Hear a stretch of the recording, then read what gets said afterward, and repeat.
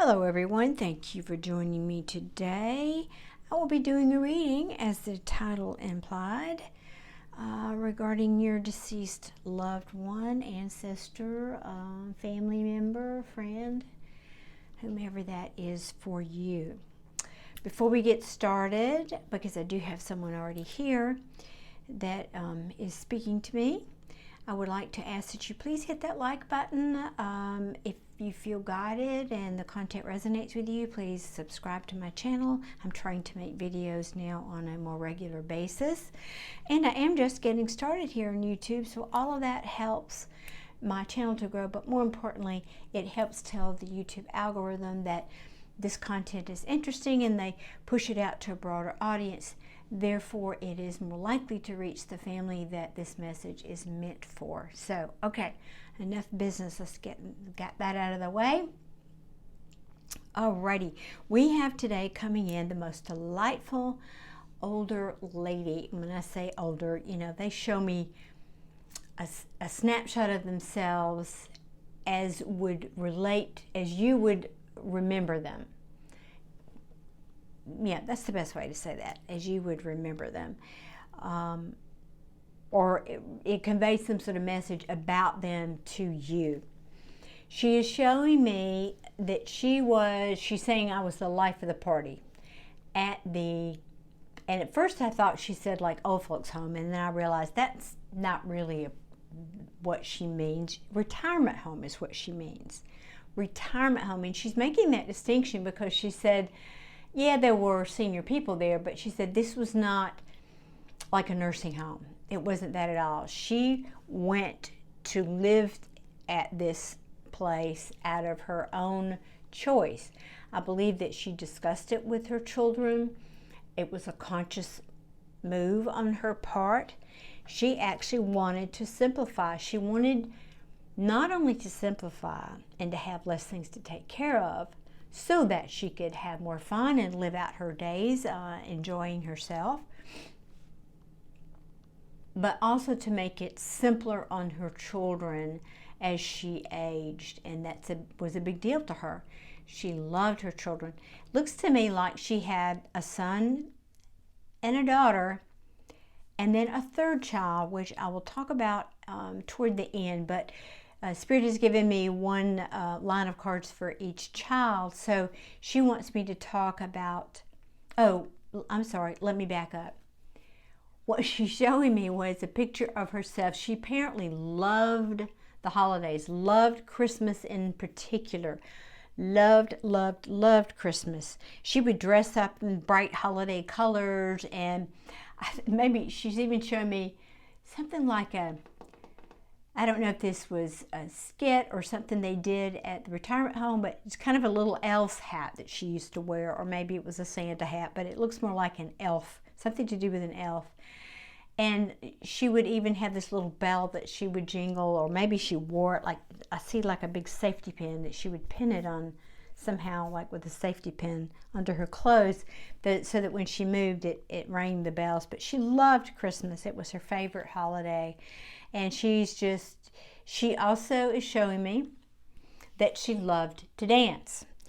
Even into her senior years, she loved to dance. And she said she didn't care if she made a fool out of herself. It just felt good, and that's all that mattered to her. It just felt good to dance. Dance the jig, she's saying. Dance the jig. Just a lovely, sweet lady. Now, they don't often, these deceased loved ones, focus on how they passed. Sometimes they do, particularly the more traumatic ones. Sometimes will share that, but a lot of them don't feel that's even relevant because they want you more focused on how they lived than how they crossed over. But she is showing me that she passed in a rather quick, sort of uneventful passing. I can't determine if it was a heart attack or she just passed in her sleep, and I believe it's the latter. But she's making the point that she died with a smile on her face. She's saying literally she died. She said the corners of her mouth were turned up. She was smiling, or, you know, in effect smiling. when she crossed over, that someone may have known that or not, but she wants to bring that out. So let's get into the message now for the children.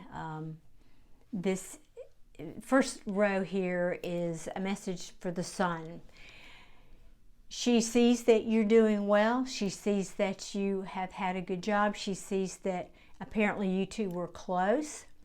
She sees that you had to take a time out to heal from her passing, that you did that in your own way. And for you, largely, that was about work. It was largely about pouring yourself into your job. That was how you felt you could best heal from this. And she says, she's making the point to say, it wasn't that you were avoiding the pain. You just knew that with enough time passing that you would heal, that it would be far enough behind you that you could think about it without feeling the grief. And so you just made that your everyday life was to pour yourself into your work.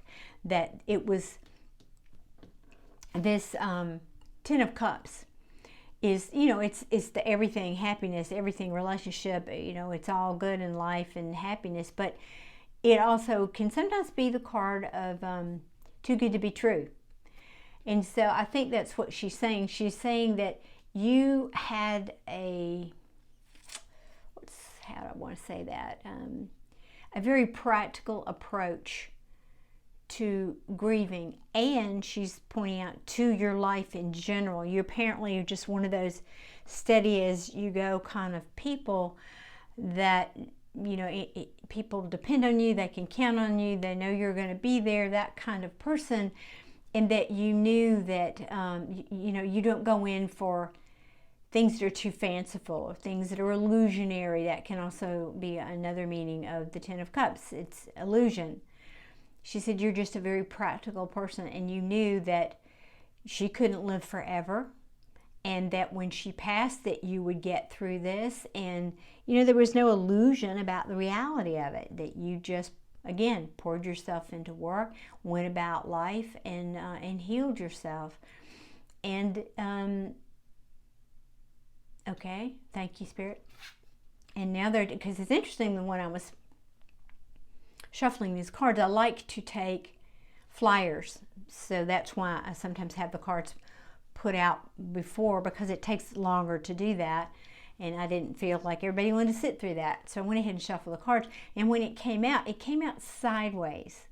So that's an indicator for me. But now they're saying, okay, now you can turn it up. Now you can say this is a genuine 10 of Cups, because she sees that you have gotten far down the path of healing, and that you are on your way to your happiness. So she's acknowledging that. And something about your work also. They're saying you've something about a potential career change. Either you just had one, you're considering one, maybe you've even, I don't know about a job offer, but something about your career is shifting or about to shift or just has shifted. So she's acknowledging, seeing that, and that she's saying it is because you took this practical approach, that you didn't waste time wallowing in your grief, that you dealt with it in your own way, and that she just sees that now you're moving toward this 10 of Cups, that you've put in your time in your particular profession, that you're being acknowledged for that, and she's acknowledging you for your journey there. All right, now we're going to talk about this second child here that is a female. And the female, her daughter, did not take mom's passing as easy as this. Oh, not easy, that's not the right word. She struggled with it more. She really struggled with mom's death, but it was twofold, because she's saying, but she was also struggling with a relationship at the same time that I think mom was had passed over around that time. That she was struggling with the man in her life. She had tried to stay the course and fight for this relationship, but there was some juggling and in and out with it. There was some indecisiveness about the relationship. I'm hearing commitment, and that she's saying it was a double whammy. It was just a double whammy between the mom leaving and what she was dealing with here. And the mom is also saying this might be happening now for you. Also, I don't know how recent her passing was, but she's saying, she's kind of not exactly correcting me, but she's saying, but this for some of you may be happening now, and she's just acknowledging that she sees what's going on in your life. And she's saying, she wants me to focus on this. This Knight of Wands is often thought of by tarot readers as the card of perseverance or the wounded warrior. And I'm not often, maybe even, I don't know, drawn just to this circle, this kind of flame that's on the top, or this light on the top of this wand. And so what I'm seeing here, or feeling, the message is from this card is, yes, you've walked this hard path through all of this, you've persevered, but now this woman is kind of looking sideways out of her eye, kind of with this disgusted look, or maybe more appropriately, it's like, you're not gonna get me, I'm not giving up, that kind of look, really, now that I take a closer look at her face. And she's saying to you, focus on the light, find something good, whether it's about you, about your job, about your friends, about life in general. Find something good to focus on, and only, she's reiterating, and only focus on that. Be so single-minded that you focus on that one good thing so much that the good can grow. The good can grow. And she's saying that she appreciated that you loved her so much and that she saw your grief. She did. But she wants you to let go. I mean, she was just a very happy person. And she doesn't want you spending your life grieving over her. She's fine. She's saying she's fine. She's happy. She's dancing on the other side. And she does not want you to continue juggling these burdens that she sees that you're dealing with. All right, and now we move to the bottom row. This story took me a minute to try to put in, or it's in my mind, it's taking me a minute to try to put into words. When I was initially tuning into this energy, I kept feeling, I felt these two children very clearly. But there was a third energy that I couldn't see or feel clearly. It was there. I knew it was there. I could sense it, but it wasn't like in the same intensity maybe of these energies. And so I wanted to dig into that a little bit.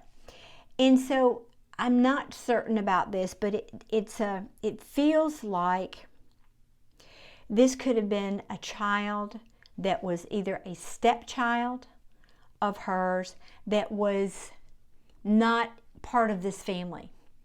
Maybe she hadn't seen this stepchild in a very long time. She might not have had access. Could have been one layer or one storyline that I'm getting is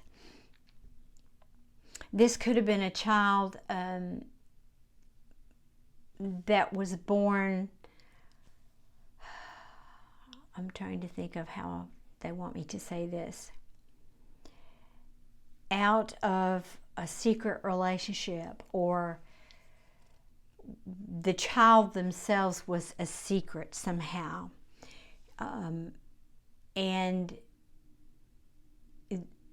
yeah, that's just, I keep hearing secret. I keep hearing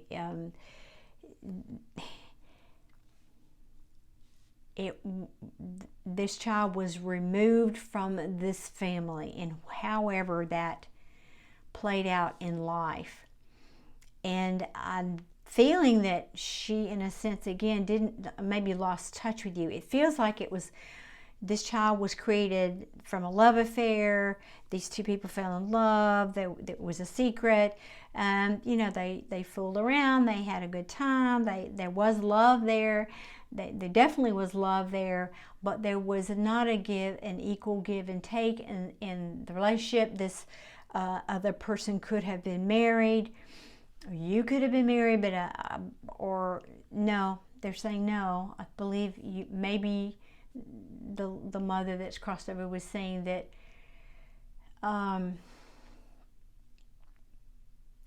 okay, Spirit, thank you. There's a third story here now that she's giving me a potential for some of you people.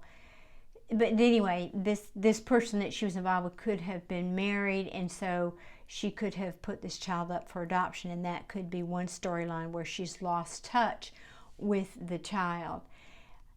Yeah, she had Two of Swords. She had to make it. There was crossroads in her life when this child was born, or at some point in this child's life, and she's saying there was a difficult crossroads. She had to make a choice. The other parent had to make a choice, maybe in this relationship. But what she's saying, the point she wants to make of this child, is that she wants you to know you were born of love. That's the whole kind of main message she wants to give out of this story, even though maybe it was a secret in the beginning. You were born from a loving moment, a loving time, a loving relationship, that you were born from love. She just keeps saying that. You were born from love. And she wants you to know that.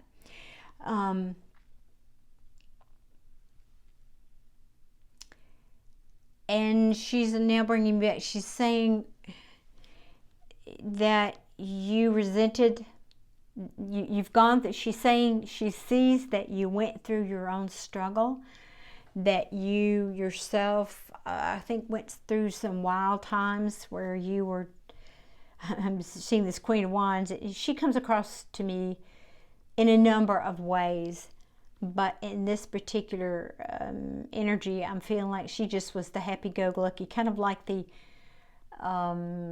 is it the Nine of Wands? It's considered the playboy, the in and out, the player, more like that kind of energy. She was impulsive. You were, and I say she, I don't get a sense about this specifically, if this was a male or a female. I'm leaning toward male child, but I honestly don't get that clearly. But whoever this was, that you did your own living and sowing some wild oats is what I'm hearing here. Sowing some wild oats. That you had this deep, resentment doesn't seem like the right word. More of a hurt. More of a yearning to resolve why someone would not want to be in your life. And she's saying she sees that you went through this story, that this is your story and you went through this. But that's why she's coming back to this. But you were born from love, and don't you ever doubt that, not for a minute, that she did love you and that you were born from love. This was no, tryst or any sort of fly-by-night thing. You were born from love. That's a beautiful message. That's really beautiful. But this relationship was not balanced, and it had to go the direction that it eventually went. All right, let's see what else. Yeah, and that's the message she's saying. Let me see what else. Yeah, again, I feel like these cards are meant for this right now.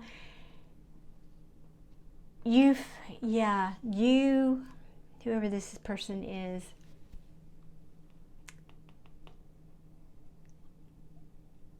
you've done some impulsive things. You moved so quickly at times that you had to learn the hard way. That was not always smart. And part of that was because you were always focusing back, wondering how, would've, coulda, shouldas, on how your life would have been. That the strength card, this is a strength card, but if you have to have strength in something, it means that you felt first a weakness.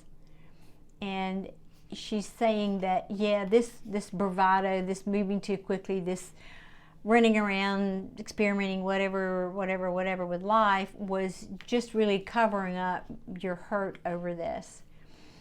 But she said if you haven't, or you're in the middle of or you're about to get over that. You're about to have epiphany. You know, I'm drawn to the stairs. It's like you're almost at the top of dealing and reconciling with that in your own mind and heart. And you're right on the verge of having this new beginning in your life. That you're going to walk away from this pain and finally put it down, is my feeling about that. That you've learned, the Page of Pentacles is often about learning. You've learned a lot, and there's saying about yourself, about why all of this had to happen, and that there's a certain perfection. That to me is perhaps the epiphany. Where is it? The epiphany that comes when you reach the top of these stairs here, is that all of this had to happen for a reason. That she's acknowledging that now you've gotten yourself on track, or you're getting yourself on track, and that you're getting your life together, you're moving forward, you're finally slowing down, you're perfecting your skills, and your path is the word that's coming to mind, and you're finally starting to open your heart. Now, the King of Cups is not like the Queen of Cups. The King of Cups is more selective about when and how and with whom he gives his heart. So she is seeing that, but and the message she's imparting about this is, but you are opening your heart. You are opening your heart. It's like if this cup were a cup of love, you're starting to dangle your fingers in there. You're starting to just like the toes on the shoreline when the waves comes in. You're just starting to put your toe in the water of that. But she's acknowledging that you're opening up, and that you're starting to there's just a lot of forward movement, forward motion for you in your life, and she's just acknowledging that and letting you know. And again, bring me back lastly to this same message: you were born of love. Okay, folks, I think that's it for this message. She's pulling her energy back, but she's ringing her jingle bells. She's jingle bell, ho ho ho, jingle bells, ringing her bells, so that just as a reminder that's who she was, that she loved the holidays. Okay, folks, that's it for me today. Thank you so much for watching. Again, I would be so grateful if you would hit that like button and subscribe, because I am just getting started, as I mentioned, I believe, in the beginning here on YouTube, and that would help my channel grow. So thank you so much. I appreciate you watching. I value your time, and I will see you again soon. Thank you so much. Bye-bye.